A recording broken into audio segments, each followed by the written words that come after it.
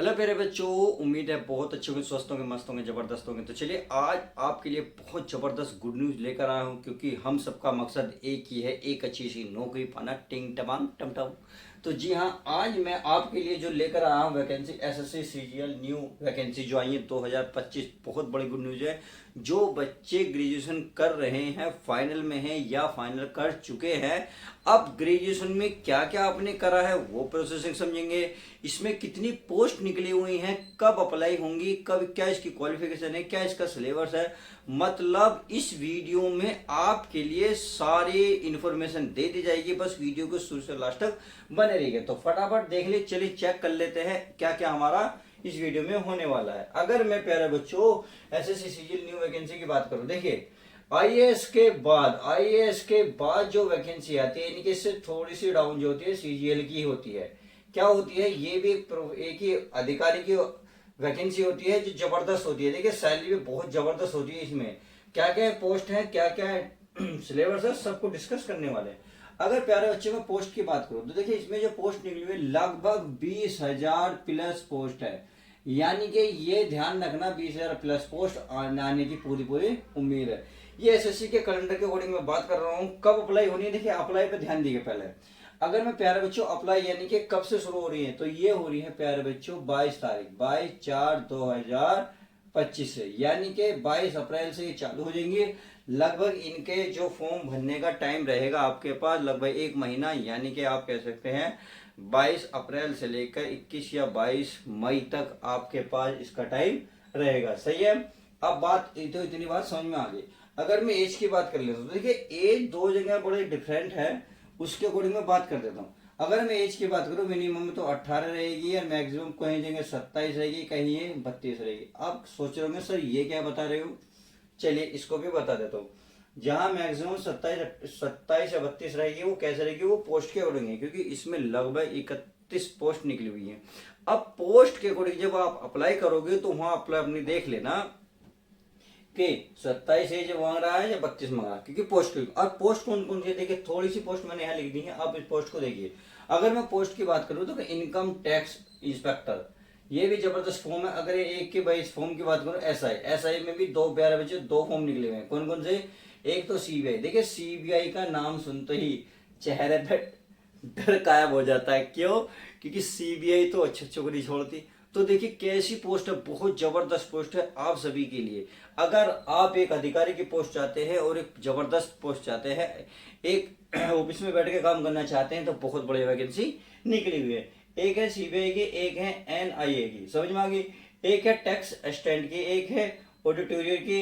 इस प्रकार से कुल मिलाकर आप कह सकते हैं 31 प्लस पोस्ट इसमें रहने वाली है। उम्मीद है ये भी बात समझ में आगे होगी। अगर मैं आप आगे बात करूं तो देखिए रिजर्वेशन की बात करें, अगर ओबीसी वालों की बात करें, ओबीसी तो आप सभी को पता है इन्हें कितने साल का छूट मिलेगी, 3 साल की। अगर मैं एससी और एसटी वालों के लिए बात करूं तो इनसे कितने साल की मिलेगी, 5 साल की।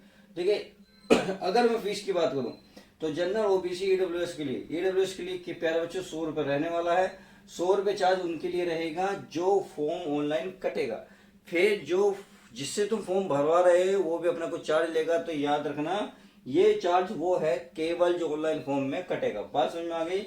अगर मैं क्वालिफिकेशन की प्यारे बच्चे अच्छे से बात करूं तो क्वालिफिकेशन में आपको बस एक बात का ध्यान रखना, ये आपका ग्रेजुएशन मांगे। क्या मांगेगा, ग्रेजुएशन। जी हाँ, अब ग्रेजुएशन में बात आती है, ग्रेजुएशन में क्या क्या चाहिए। आपने बीए कर रखा हो, या आपने बीएससी कर रखी हो, या आपने बीकॉम कर रखा हो। इसमें से कोई से भी सन में कर रखा हो, कंप्लीट होनी चाहिए। बात समझ में आ गई। अब इसमें आते हैं परसेंटेज में कोई मैटर नहीं रखता, केवल 33% प्लस है, यानी कि पासिंग मार्क्स मांगता है। बस ये पास होने चाहिए, आप फेल नहीं होने चाहिए। ये ग्रेजुएशन पे जॉब है, बहुत जबरदस्त जॉब है। समझ में आ गई। अब चलिए सिलेक्शन प्रोसेसिंग की बात कर लेते हैं। अब सिलेक्शन प्रोसेसिंग में पहला जो है टायर 1 होगा। अब टायर 1 के लिए आपको अगर ये क्वालिफाई कर लेते हो फिर टायर 2 होगा। इस तरीके से आपके 2 रिटन एग्जाम होंगे, उसके बाद आपका स्किल टेस्ट होगा, फिर डॉक्यूमेंट्स वेरिफिकेशन जिसे आप डीवी कहते हो। बात समझ में आ गई। इसे इतना करने के बाद आपका ज्वाइनिंग हो जाएगी। उम्मीद है अच्छे से समझ में आ गई होगी। तो चलिए अब जरा टायर फर्स्ट का सिलेबस की मैं बात कर लेता हूँ। अगर मैं प्यारे बच्चों नंबर 1 रीजनिंग की बात करूँ तो रीजनिंग है 25 क्वेश्चन आएंगे। 25 क्वेश्चन 50 मार्क्स मिलेंगे, सही है। यानी कि एक क्वेश्चन के नंबर का मिलेगा 2 नंबर का, बात समझ में आ गई। अगर नंबर 2 में बात करूँ मैथ की, तो मैथ में ध्यान रखना है, इसमें भी 25 क्वेश्चन है, 50 मार्क्स है, बात समझ में आ गई।